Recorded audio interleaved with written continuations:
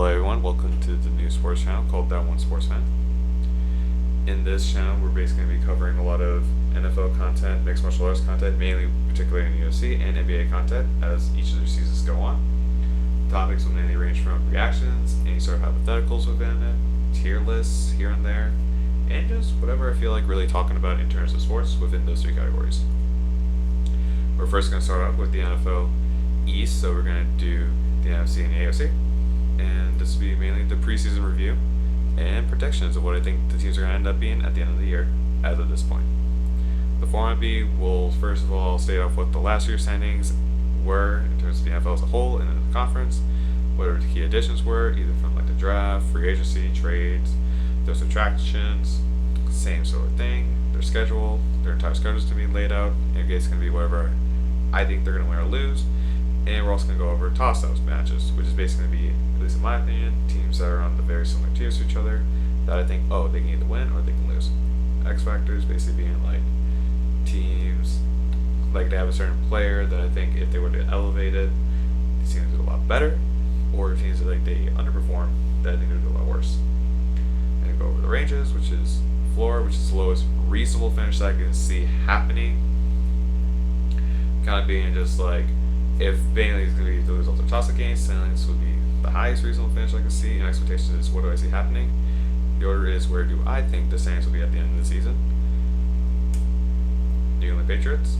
So last year they went 4-13 overall. They went 2-4 in the conference. Their key additions were QB Drake Maya from the draft, wide receiver KJ Osborne, QB Jacoby Brissett, wide receiver Jalen Polk, and wide receiver Javon Baker.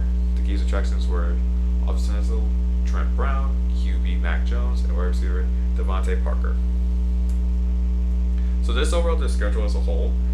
So for week 1, I think they're going to lose to the Bengals. Joe Burrow is coming back, so they're going to be in a lot better situation.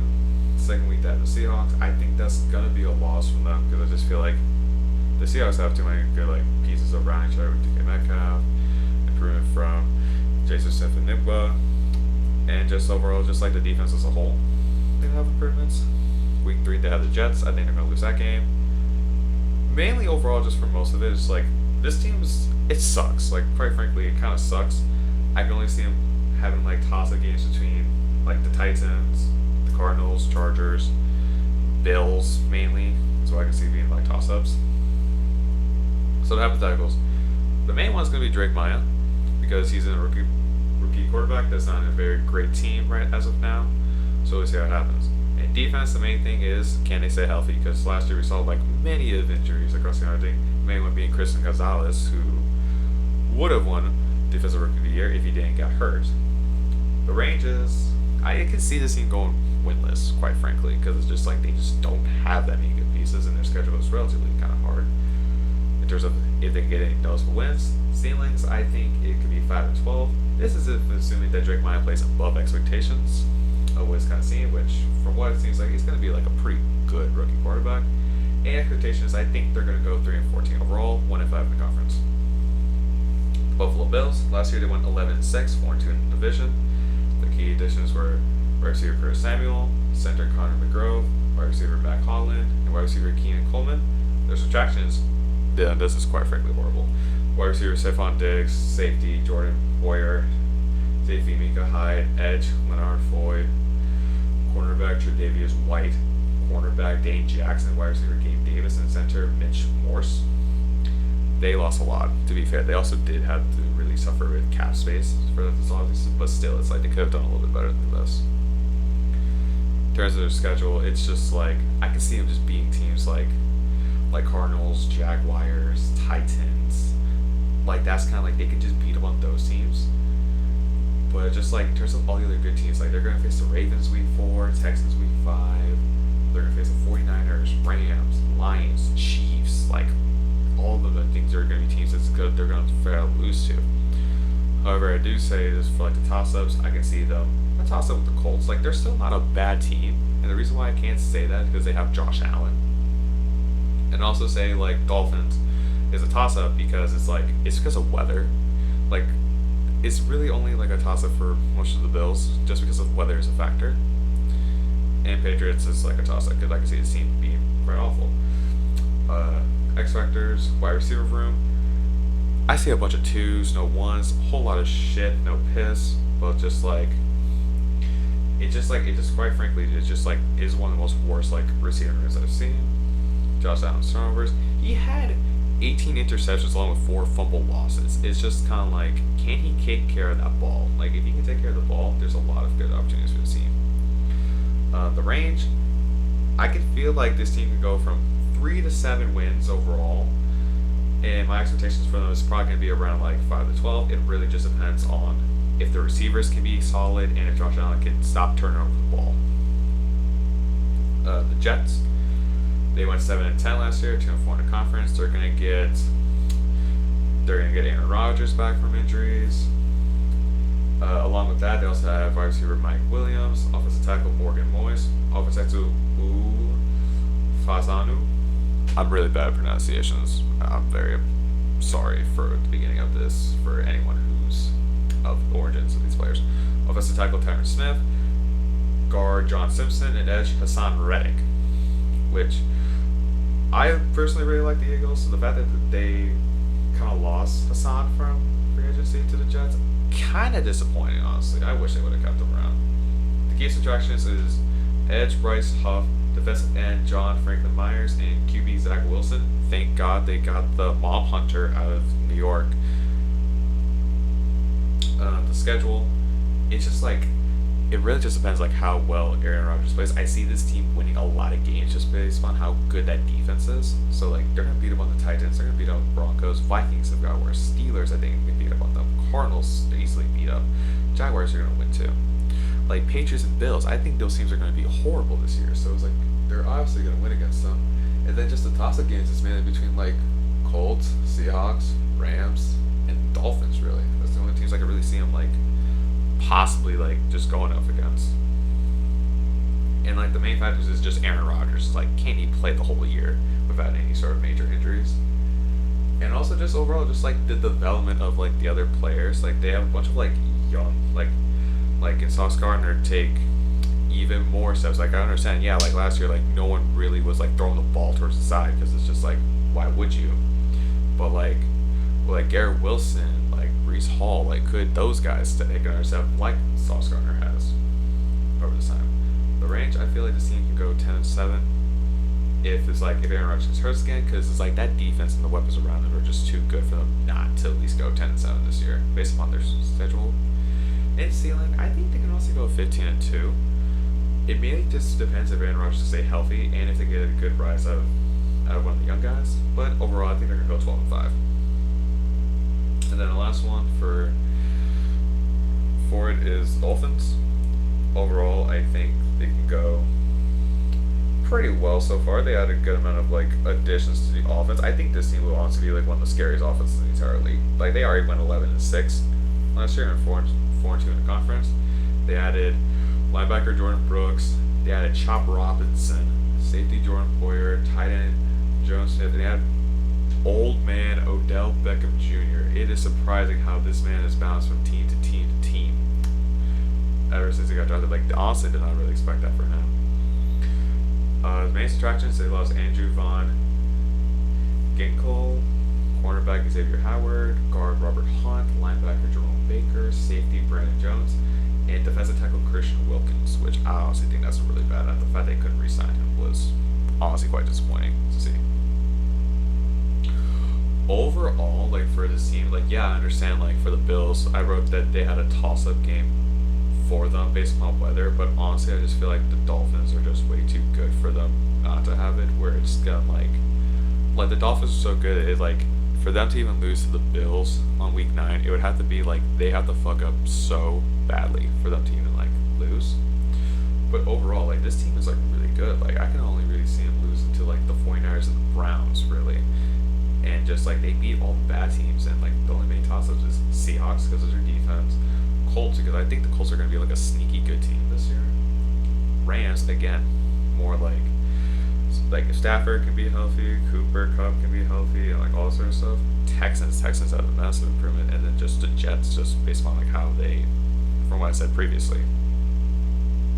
Overall, if Tua can beat the allegations from being Tua turned the ball over, can he just stopped doing it because he like, yeah, it's like he only known for like checkdowns and have his wide receivers basically carry him, which is kind of like, it's like, yeah, no, it's like he's not a bad quarterback, but it's still just kind of like, can he do further than that?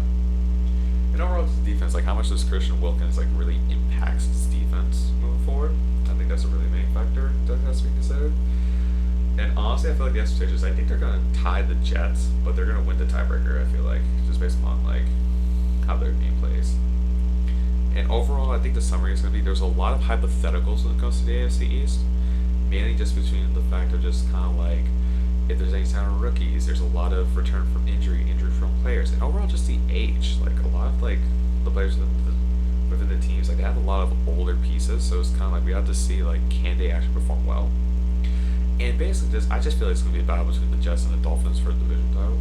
And the standings is Dolphins 12-5, Jets 12-5, Bills 5-12, and Patriots 3-14. That's honestly what I think it's going to be as of today. The next team, New York Giants. They went 6-11 overall last year, and 3-3 in the conference. They added edge Brian Burns, offensive lineman Jermaine Elminor, quarterback Drew Lock, cornerback Jalen Mills, wide receiver Malik Neighbors, safety Tyler Newman, cornerback Andre Phillips, defensive tackle Jordan Phillips, offensive guard John Bruden Jr., running back Devin Singletary, offensive guard Aaron Stinney. But they lost Saquon Barkley overall to the Eagles, which I was very surprised that Saquon even joined the Eagles. I'm even surprised. Like, I'm still surprised even from like the day they got like that got announced.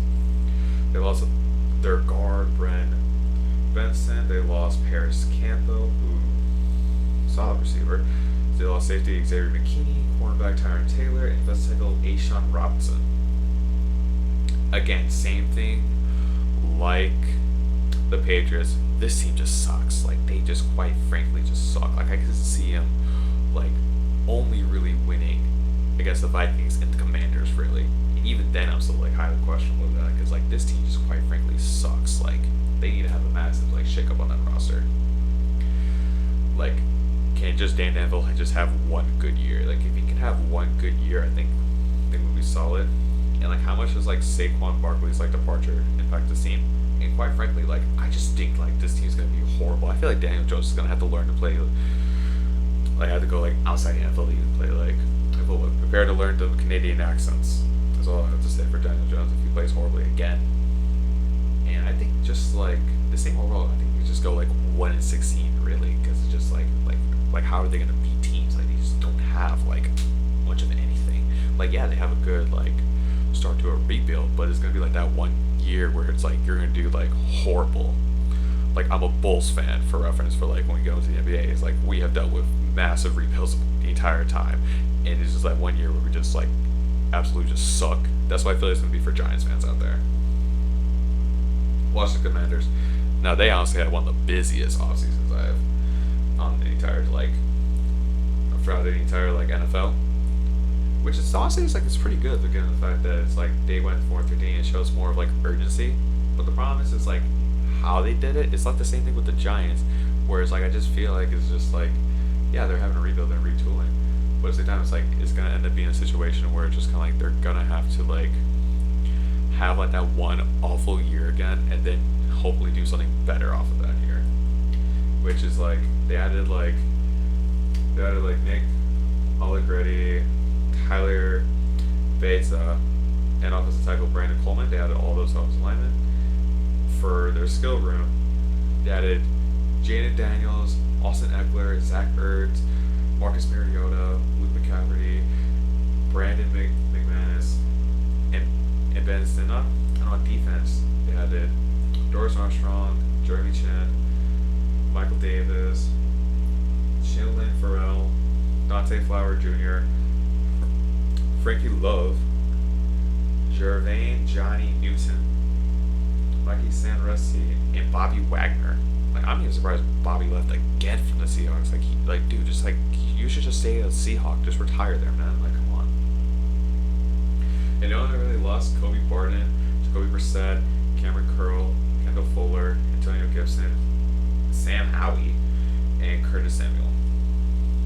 Again, I just feel like for all the teams that are kind of like awful, I think this is going to be like one of the better like awful teams because they actually have like promise in the future, but they're just gonna suck again. Like that's honestly what I feel like it is. Like I can see him winning against Cardinals. I can see him going to win against Panthers, the Titans, and the Giants. I can also see him winning against those teams. But yeah, like again, it's like it really just depends like how these older players can mix well with the youth on this roster. It's like can they actually like fully develop this roster, and just the chemistry is like massive shakeups. They cause like humongous like chemistry problems for us. So let's just see like how well that can impact it. And just like the floor again, I can see this team going win this too, but winning just based upon that chemistry. But honestly, I can just see him like going from like that like 3 to 14. Like yeah, I think the most they're gonna win is 5 games, but them winning 3 games wouldn't be that much of a surprise to like me really, because I just feel like they would just have like one of the brighter futures in the NFL like down the road. Like maybe yeah, definitely not this year, but like upcoming, yeah, absolutely. Dallas Cowboys, they went 12-5, and overall, and went 5-1 divisional. They had honestly one of like the lazier off seasons in the team. You can tell, like they added like Cooper Betty, they brought back Ezekiel Elliott, which I'm just like, thank goodness. It's just kind of like at least they brought him back, because like I feel like that man was just gonna like retire a Cowboy, like forever a Cowboy. And yeah, he left for the Patriots for 1 year, but the fact he came back, I'm just kind of like, thank goodness. Royce Freeman, Tyler Guyton, Eric Henderson, Marshawn Nealon, and Marcus Lefau. Again, I'm horrible at pronunciations. This will get better once, like overall more, like deeper duty season. Trust me, this pronunciation is gonna be a lot better. But they lost Dorrance Armstrong, Tyler Badze, Dante Flower Jr., Stephon Gilmore, which I'm surprised. I'm surprised that guy is still a free agent. Like I'm still surprised with that. Someone should really sign him. Like yeah, like lower your asking price for like, what you want, but still, it's just kind of like. So the fact that he's not signed is still surprising to me. Jonathan Hankins, Tony Pollard, Tyron Smith, and Leland Vander Esk. Overall, this team, I feel like this team's gonna be like a very like average team. I feel like they're gonna be like a low like wild card game team, because it's just like they're playing good teams really. Like they're playing against the Browns, Ravens, 49ers, who are like, and we're all teams that I feel like could really just beat them up the entire time. And then just again, just like they have like not a lot of teams who are gonna be like easy wins. Like they have like 6 guaranteed wins, but like other than that, like all these other teams, like they're within like ranges of just kind of like you can see them like winning or losing these games. It really just depends on how the toss up the schedule is. And again, just like the offense, like outside of like Dak, CD, and Brandon Cooks, like who else is gonna perform? Like if Zeke can play back what he did in his younger years, like that's honestly teams that can be pretty good. Like I have them going 14-3 at the highest. Like if Ezekiel Elliott can play really good, it's like they would actually be a good team. And also just overall the laziness in the offseason, like because a lot of teams got really busy in terms of auditioning places. So it's like we have to see is like will them being lazy turn into bite them in the ass at the end of the day. But overall, it's like this team can honestly go like 6-11, 4-2 as like a floor, which I think is pretty solid for them, given like obviously the laziness and how every other team kind of improved around them. Ezekiel Elliott, if he can play by his old self, as I said earlier, can go. They can honestly take him to go 14-3. But my expectation is I think they're gonna go like 11-6. Really, like honestly, I just feel like they'll play like same like level, but I feel like they would just get like one lucky drive against like one of the teams that I say is a toss up. Last but not least, I have is the Philadelphia Eagles. Overall, they went 11-6 last year, which again, they had an historic start to start the year. They just absolutely shit the bed. Like I'm still just kind of like pissed off about that, but that's the point. That's a whole different story. They added Saquon Barkley, Mekhi Becton, Harris Campbell, Cooper DeJean, safety, C.J. Gardner-Johnson, Bryce Huff, Quinion Mitchell, Kenny Pickett, Devontae Parker, Devin White. They honestly improved like across the board. Like they added like honestly like everything I would want them to move. However, they did lose Kevin Bride, Fletcher Cox, Jason Kelsey, Marcus Mariota, Hassan Reddick, Brandon Scott, and DeAndre Swift for like the running back. So it's like they completely change up for how they're gonna do like that outside run, outside Jalen Hurts on the 1 yard line. And overall for the schedule, like this team is honestly like really good. It's just like like this is honestly gonna be one of those teams where I think it's gonna be like those very easy Super Bowl contenders to possibly win it all. And it shows because like honestly, you can see them only lose to like the Browns, the Ravens, and the Cowboys because it's just kind of like Cowboys is one of those teams where it's like they can play like their whole self and I think they could honestly like do something really well. But the problem is just kind of like the Eagles are the Eagles. They're gonna win the game. And also just look at the rest of like the schedule. They're playing against like teams that like I can see them like beating like relatively easily. Like their first kind of like truly like hard matchup really like isn't really until like the Browns is like when they're root hard matchup because it's like a lot of the teams like yeah they'll make it competitive. They'll definitely have like the most competitive year, but it's like they're gonna win it. And it all depends on like how much like Jalen Hurts can bounce back from last year's performance and if Jason Kelsey's retirement impacts the O-line greatly. Because again, like he was such a leader of that. He was like the tip of that spear whenever they do that tush push. So again, it really just depends like how much of an impact that is. And our linebackers, they had like one of the worst linebacker groups overall. So you just gotta see like if they can improve upon that. If those linebackers can be better, which I understand, yeah, like a lot of it's just kind of like they had like they could only rush like 4 at all times. So they had Jordan Davis, Jalen Carter, Hassan Reddick, Fletcher Cox, but at the same time, like they lost some of those pieces, so I feel like they're gonna have to utilize the linebackers a little bit more. So we'll see how that ends up being. Overall, I see them going like a good 14-3 overall, because I just feel like it's like they're just like such a good team with like Saquon Barkley like adding like a dynamic upon it more. Like he's basically just gonna be like just so good. Again, if he can just stay healthy, like he'd be really good.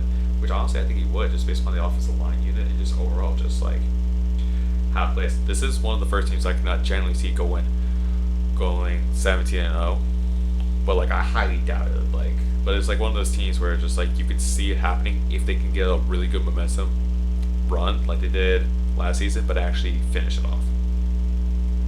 And overall, like it's honestly a race between Dallas and Philadelphia. Really, like this is gonna be like a relatively like kind of like boring division because it's like you have the Giants and Commanders in it, but watching like the Philadelphia and Cowboys games, always gonna be fun.